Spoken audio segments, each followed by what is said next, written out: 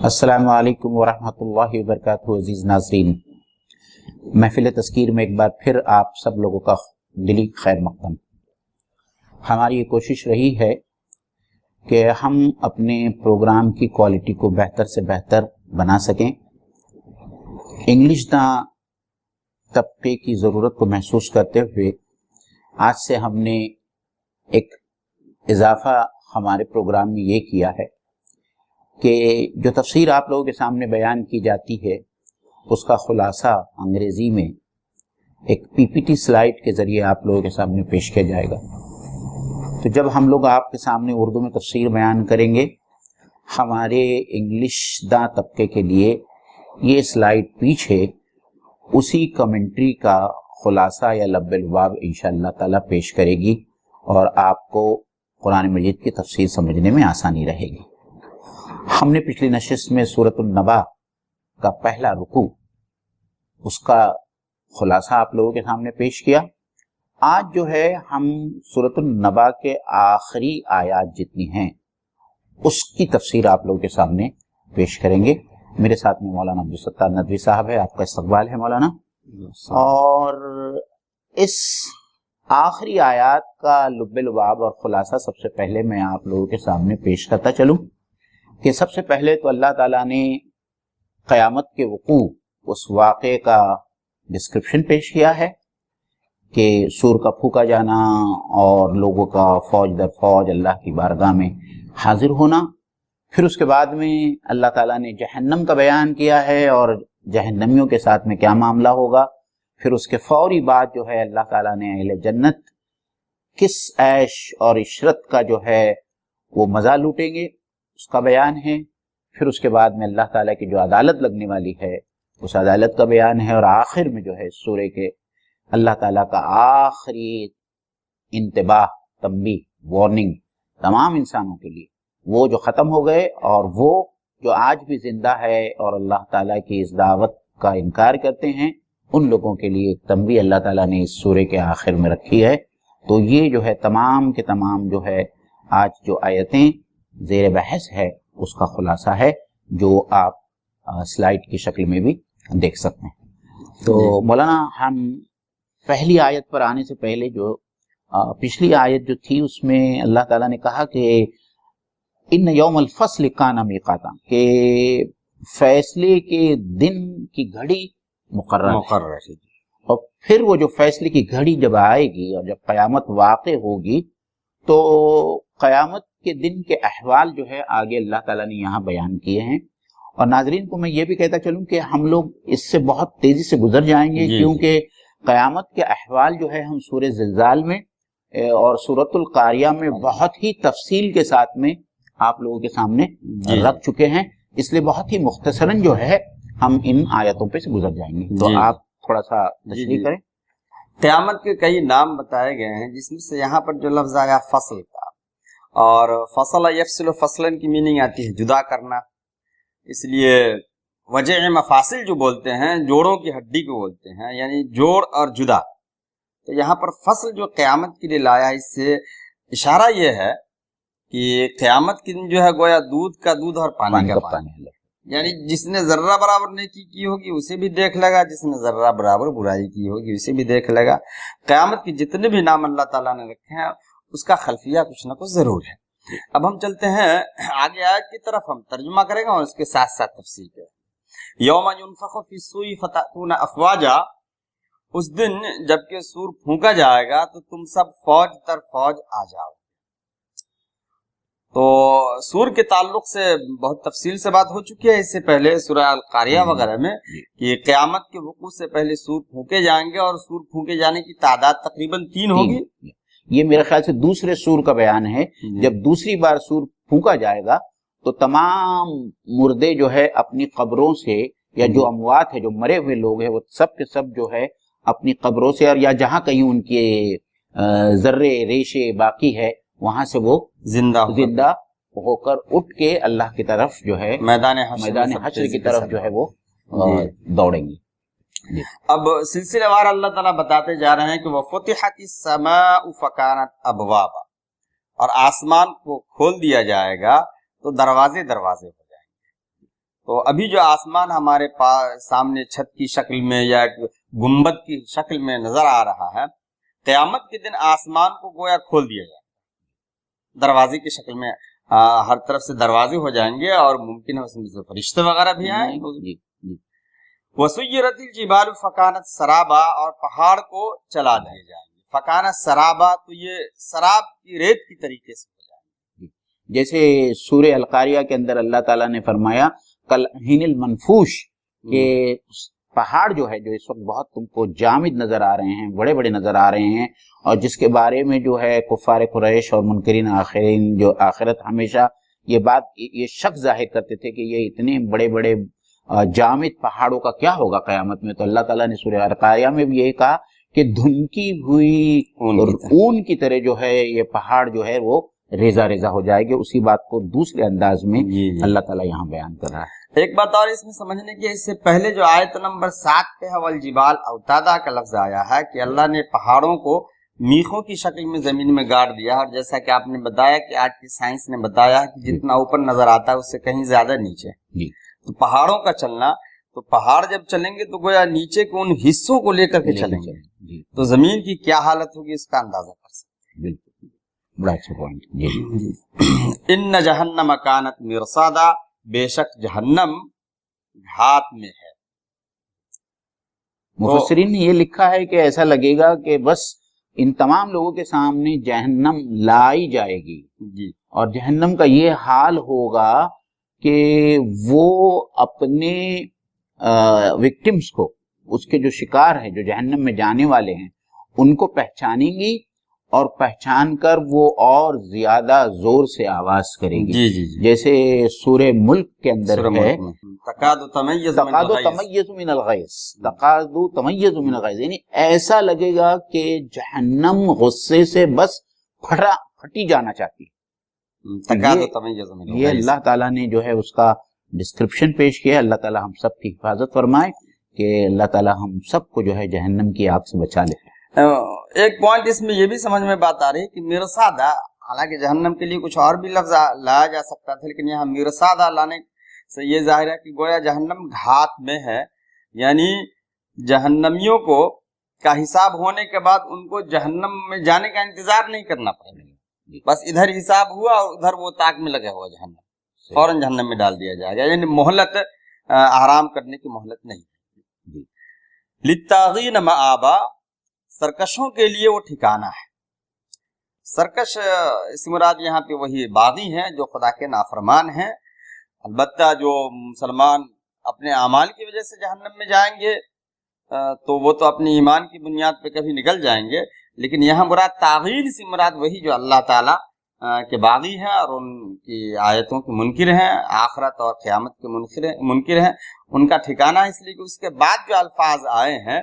اس سے یہ سمجھ میں آ رہا ہے کہ وہی مراد ہیں۔ لابثین فیہا احقابا، اس میں یعنی جہنم میں وہ رہیں گے، تادیر رہیں گے، مدتوں رہیں گے۔ احقاب جو ہے حقب کی جمع ہے، اور حقب کی معنی عربی زبان میں ہوتی ہے کہ ایک طویل مدت۔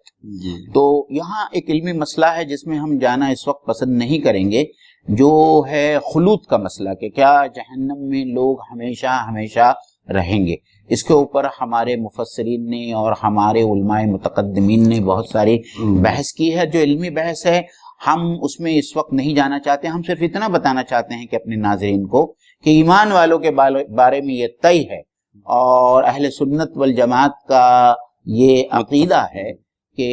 ایمان والا اپنے گناہوں کی سزا بھگتنے کے بعد میں آخر کار ایک دن جو ہے وہ جہنم سے نکال کر جنت میں ڈالا جائے گا۔ تو یہ ایک عقیدہ ہے جس کے اوپر سب کا اتفاق ہے، لیکن بہرحال جو اہل ایمان ہے اور اگر وہ گناہ گار ہے تو اپنی گناہوں کی پاداش میں اس کو جہنم میں بہرحال ڈالا جائے گا۔ اور جہنم ایسی جگہ ہے جس کے بارے میں اللہ تعالیٰ سورہ فرقان میں فرماتا ہے کہ جہاں رہنا تو کجا، ایک پل بھی وہاں جانا جو ہے انسان پسند نہیں کرے گا۔ تو آپ سوچئے اور ہم اپنے آپ کا اپنا جائزہ لیں کہ اس وقت ہمارے اعمال کیسے ہیں، اور کیا ہم جہنم میں جانے والے ہیں اپنے اعمال کی پاداش میں، یا ہم اہل جنت میں हमारा शुमार होगा। अच्छा, ये अहकाबा जो है इसको अगर इजमाल मान लेते हैं तो तफसील दूसरी आयतों में है, अबदा की तफसील आई है। तो बाज़ आयतें ऐसी हैं जो इजमालन होती हैं, उसकी तफसील कहीं और होती हैं। तो इससे भी बात समझ में आती है कि अहकाबा समझिए कि एक इजमाल है, इसकी तफसील बहुत सारी आयतों में है कि खुलूद जिससे साबित है। ला यज़ूक़ून फ़ीहा बरदन वला शराबा, जहन्नमियों का जिक्र है कि वो लोग जहन्नम के अंदर ठंड और पीने वाली चीज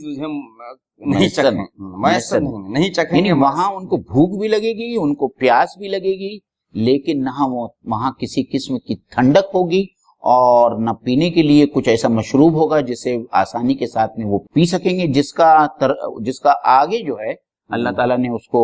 बयान किया है, इल्ला हमीम व गस्साका, सिवाय हमीम और गस्साक मतलब गर्म पानी और पीप और लहू। गस्साक कहते हैं कि पीप और लहू जो है और इस किस्म का शरूब जो है अल्लाह ताला जहन्नमियों को देंगे, जो लोगों के हलक से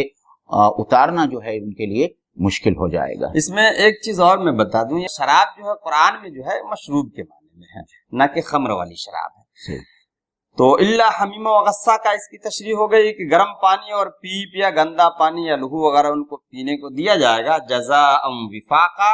ये उनको पूरा पूरा बदला दिया जाएगा, पूरा पूरा बदला। और क्यों ये बदला दिया जाएगा वो अल्लाह ताला आगे उसको बता रहे हैं, इन्नहुम कानू ला यरजूना हिसाबा, ये वो लोग थे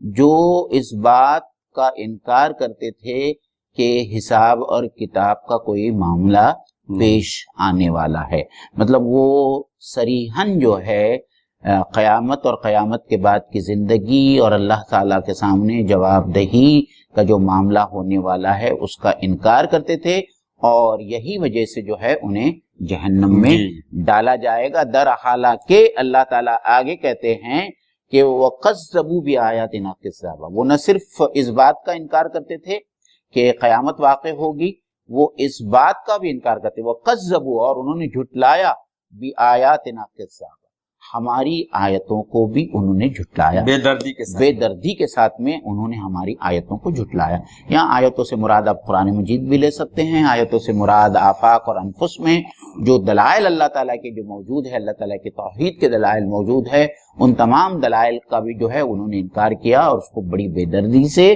झुटलाया। और फिर अल्लाह ताला कहते हैं कि वह कुल्ल शैइन अहसैनाहु किताबा, और दर हकीकत में ये है कि हर चीज का हमने इहाता किया है और उसको लिख कर रखा है। यानी इंसान जो कुछ भी अमल करता है अपनी दुनियावी जिंदगी में, अल्लाह ताला साफ तौर पर कहता है कि कुछ लोग जो मुनकिरीन है, जो इनकार करते हैं, उनको ये मालूम होना चाहिए कि उनके अमल का एक एक हिस्सा, एक एक काम जो है अल्लाह ताला रिकॉर्ड कर रहा है, लिखा जा रहा है, यहाँ तक कि उसके जबान से जो लफ्ज निकलते हैं, इल्ला लदैहि रकीबुन अतीद,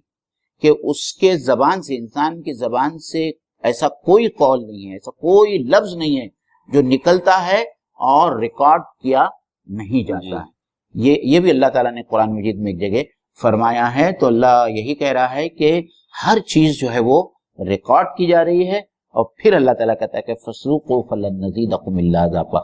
चूंकि तुमने इसका इनकार किया अब तुम चखो। फज़ूक़ू ज़ुक़ से जो है जमा का सेगा है कि अब तुम चखो,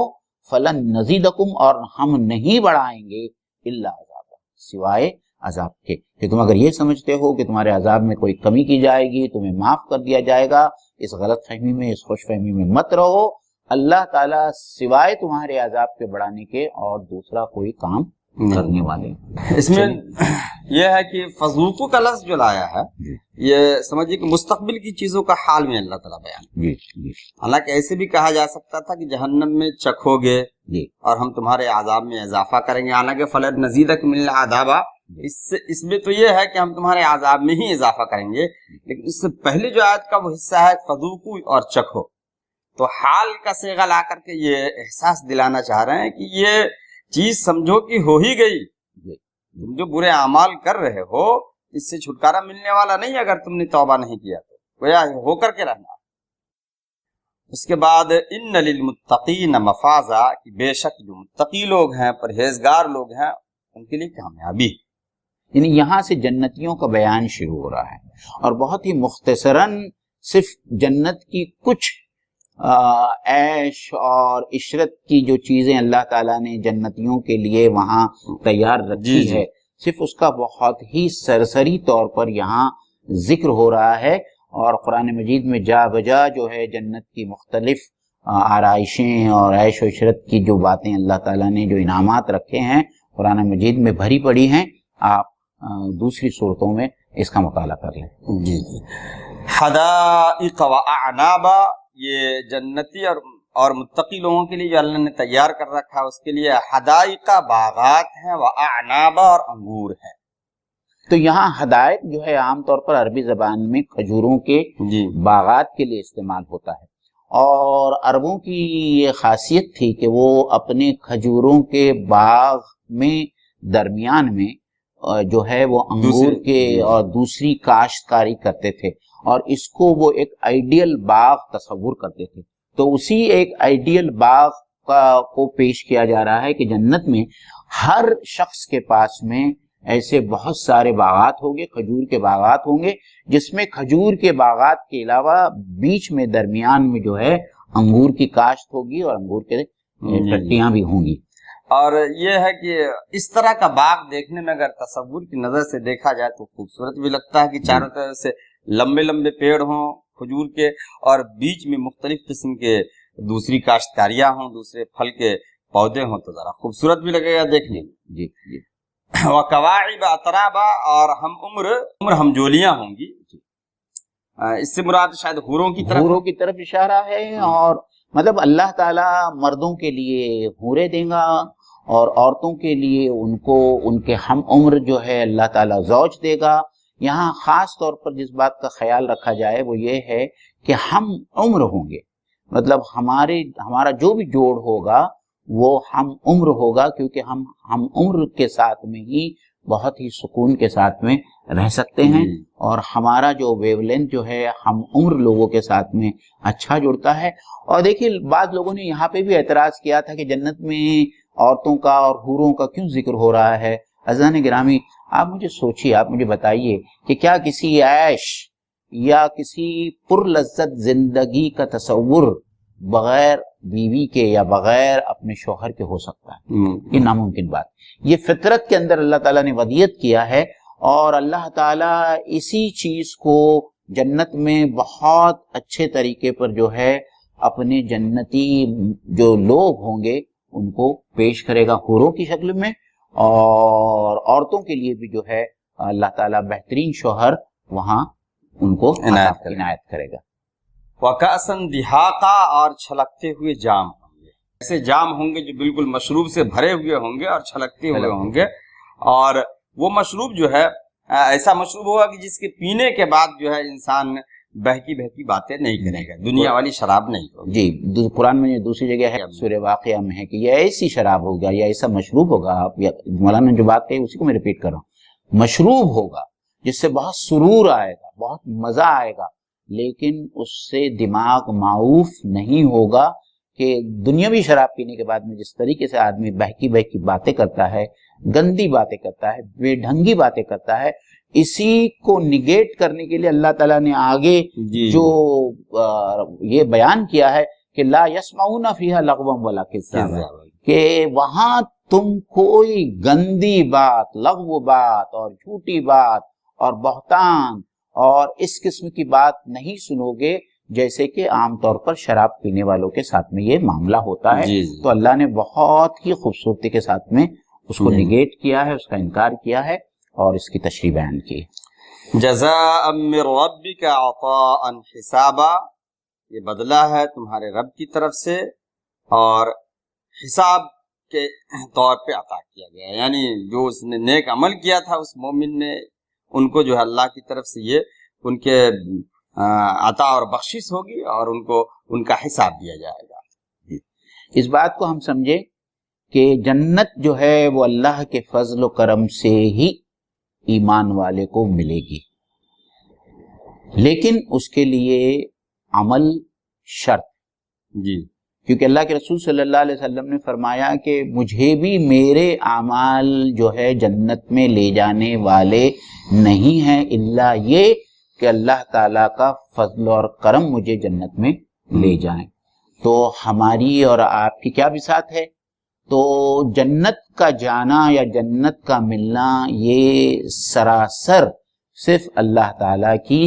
مہربانی اور اس کی عطائے خاص ہوگی جو اہل ایمان میں سے نیک لوگوں کے حصے میں آئے گی۔ اسی بات کو مفسرین نے یہاں سمجھایا ہے۔ ہاں، یہ عطا اور بخشش ہوگی۔ کوئی شخص جو ہے یہ سوچے کہ اپنی نیکیوں کی بنیاد پہ جنت میں جائیں گے، یہ ممکن نہیں ہے۔ رب السماوات والارض وما بینہما الرحمن لا یملکون منہ خطابا۔ اب یہاں سے وہ سلسلہ یا وہ اللہ تعالیٰ وہ تصویر کشی کر رہے ہیں، وہ تصویر پیش کر رہے ہیں کہ جب اللہ تعالیٰ کی عدالت لگے گی تو وہاں کیا معاملہ ہوگا۔ یعنی آسمان اور زمین کا رب ہے اور جو کچھ اس کے درمیان ہے اس کا رب ہے، اور وہ ایسا رب ہے جو رحم کرنے والا ہے، اور لا یملکون منہ خطابا، اور کوئی اس سے بات کرنے کی جرت نہیں رکھے گا۔ مالا کہ میرے کو طاقت رکھنا، یہاں پہ جرت کا ترجمہ ہے مطلب کوئی سوچ نہیں سکے گا کہ اللہ رب العزت سے بات کرے۔ یعنی اللہ تعالیٰ یہاں اپنے بندوں سے مخاطب ہو کر کچھ ایسے لوگ ہیں جن کو یہ خوش فہمی ہے کہ فلانا بن فلانا یا یہ آدمی یا یہ شخص یا یہ فرشتے جو ہے اللہ کی بارگاہ میں ہمارے لیے شفاعت پیش کریں گے یا اللہ کی بارگاہ میں ہمارے لیے بات کریں گے تاکہ ہمارے گناہ معاف ہو جائیں گے۔ انہیں اللہ تعالیٰ ان کی خوش فہمیوں سے اور ان بے وقوفوں کو اپنی جنت سے باہر نکال رہے ہیں، اور اللہ تعالیٰ کہہ رہے ہیں کہ اس وقت یہ عالم ہوگا کہ کوئی بھی مخلوق وہاں فرشتے صف بصف ہوں گے، حضرت جبرائیل ہوں گے، پیغمبر ہوں گے، دنیا اور دوسری تمام مخلوقات ہوگی، لیکن کسی میں یہ تاب نہیں ہوگی کہ وہ اللہ تعالیٰ کے سامنے زبان۔ اس کے بعد کیا ایسے بھی یہ بات سمجھ میں آ رہی ہے کہ اہل عرب جو فرشتوں کو اللہ کی بیٹیاں کہتے تھے، سفارشی کہتے تھے، وہ یہ سوچتے تھے کہ ہمارے گناہوں کی پاداش میں اگر جہنم مل رہا ہوگا تو پھر یہ لوگ سفارش کر کے ہمیں جہنم سے نکال دیں گے۔ تو آگے روح کا لفظ اور ذکر بھی آیا ہے، اور قرآن کی ایک آیت ہے وَمَا كَانَ لِبَشَرٍ أَن يُكَلِّمَهُ اللَّهُ إِلَّا وَحْيًا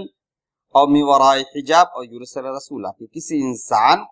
کے لیے ممکن نہیں کہ خدا سے بات کرے مگر وحی کے ذریعے یا رسولوں کو بھیج کر کے یا پردے کے ذریعے۔ اب دیکھیں مولانا یہاں بہت صاف طور پر کہا جا رہا ہے یوم یقوم الروح، روح سے مراد تو ہر جگہ قرآن مجید میں حضرت جبرائیل امین ہیں، تو جو فرشتوں کا سردار ہے وہ بھی صف بستہ ادب کے ساتھ میں اللہ کی بارگاہ میں کھڑا ہوگا، اس کے ساتھ میں والملائکہ، اس کے ساتھ میں فرشتے ہوں گے، صف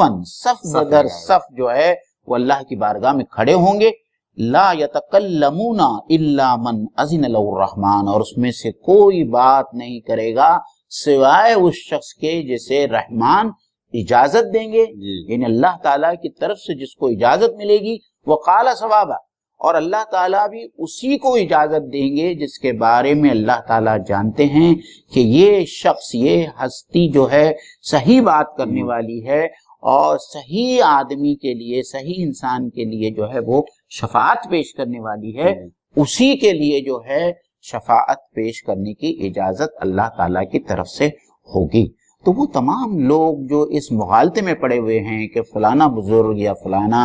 آدمی یا فلانا فرشتہ یا فلانا ولی جو ہے ہمارے لیے شفاعت کا باعث ہوگا اور اللہ تعالیٰ کی بارگاہ میں ہمارے لیے شافع بن کر کھڑا ہوگا، یہ جو آیت جو ہے وہ اس تصور کو پاش کر دیتی ہے، ختم کر دیتی ہے، اس کی بنیاد سے جو ہے اس کو اکھاڑ کر پھینک دیتی ہے۔ اور یہی جو ہے ہمارے پاس میں اللہ کے رسول صلی اللہ علیہ وسلم کی شفاعت کبریٰ کا جو تصور ہے کہ اللہ کے رسول صلی اللہ علیہ وسلم اپنی قوم میں سے، اپنی ملت میں سے جو ہے کچھ لوگوں کی شفاعت کریں گے، اور اس کے جو ہے 5 نکات ہے جو ہم یہاں اس وقت جانا نہیں چاہتے، لیکن یقین رکھیں کہ ہمارا یہ ماننا ہے اور ہمارے ایمان کا یہ حصہ ہے کہ اللہ کے رسول صلی اللہ علیہ وسلم اپنی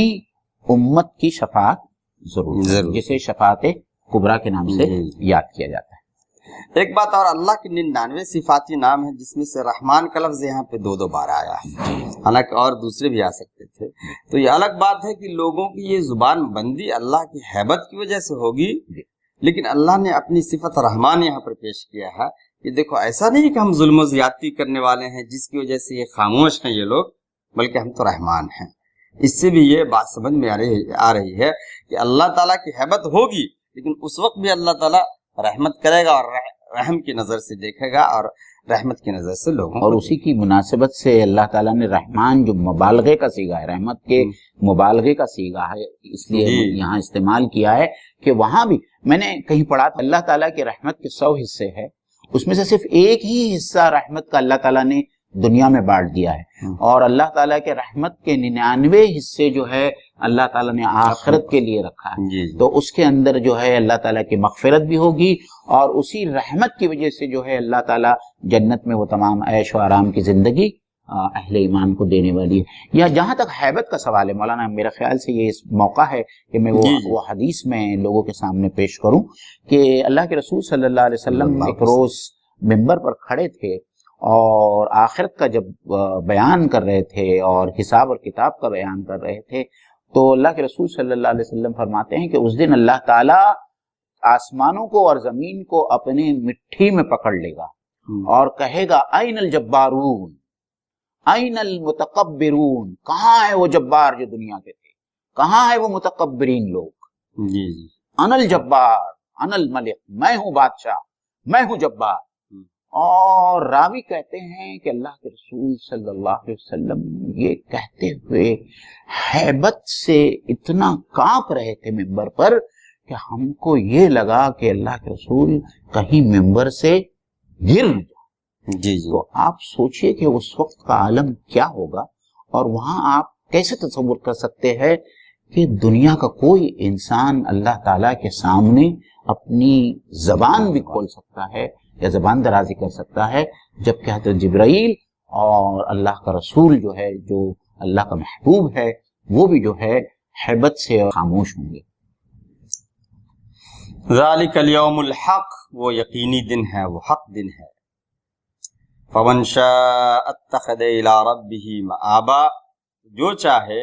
وہ اپنے رب کے پاس ٹھکانہ بنا لے۔ آج بھی جو ہے مطلب جو لوگ چلے گئے ان کے ہاتھ سے تو یہ موقع نکل گیا، لیکن جو آج اس وقت زندہ ہے،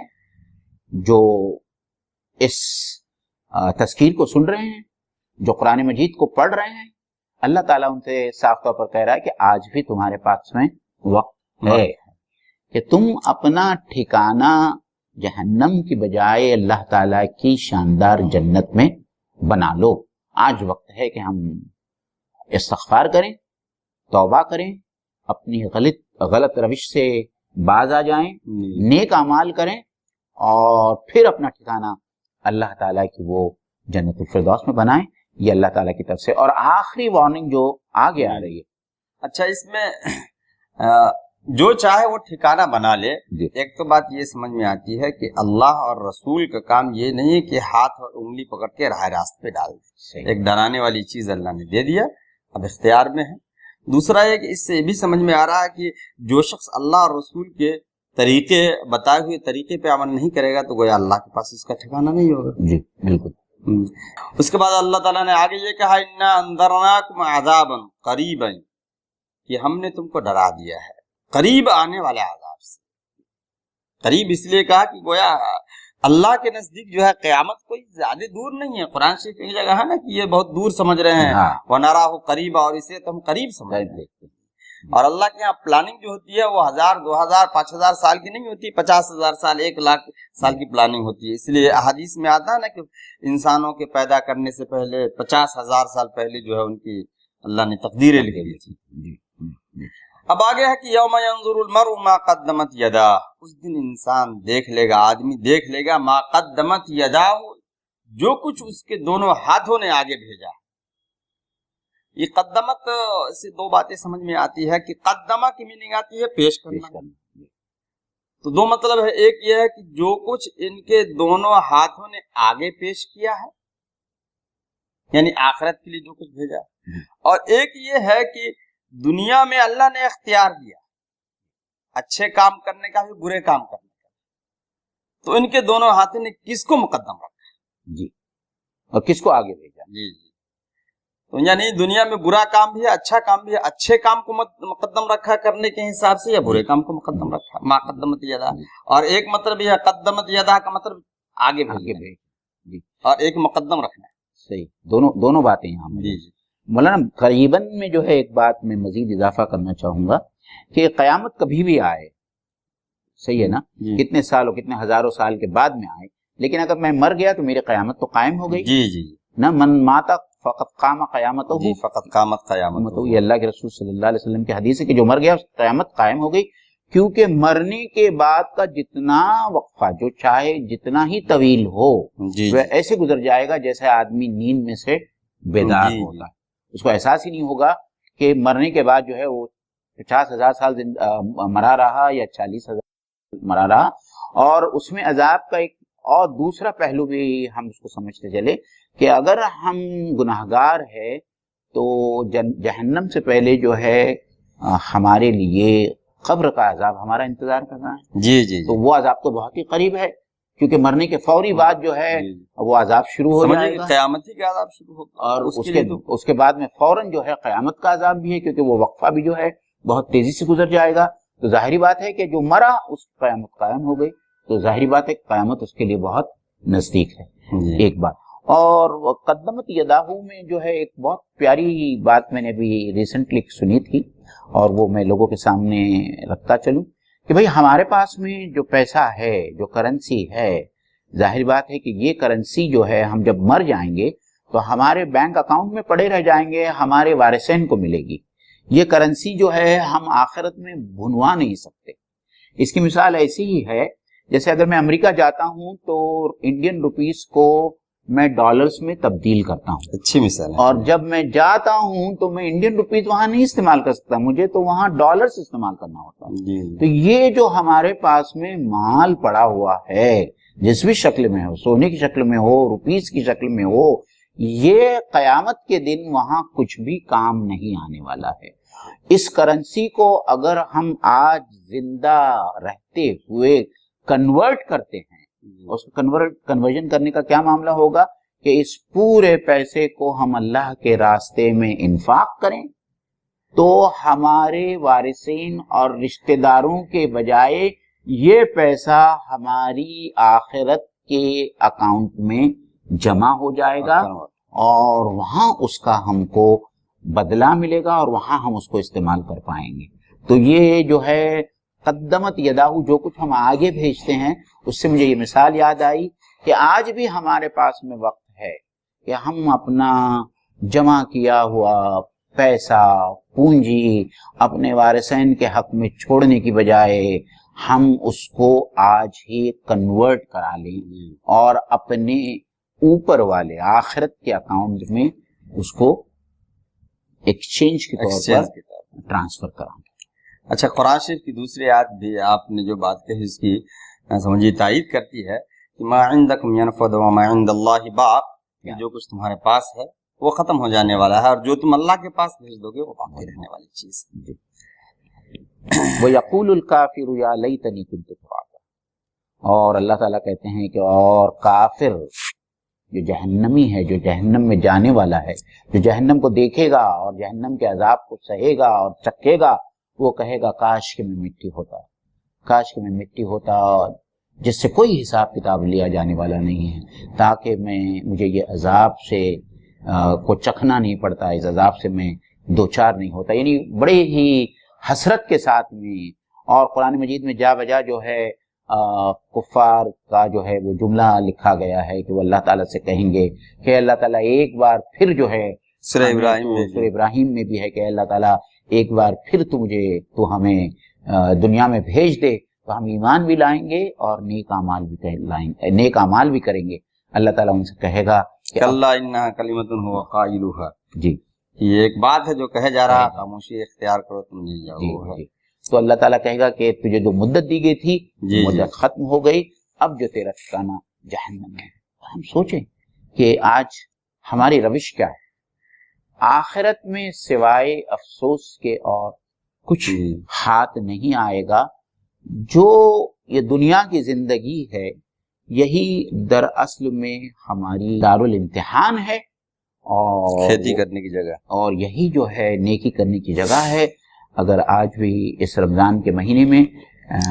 جیسا کہ میں نے اپنے سحری بائٹ میں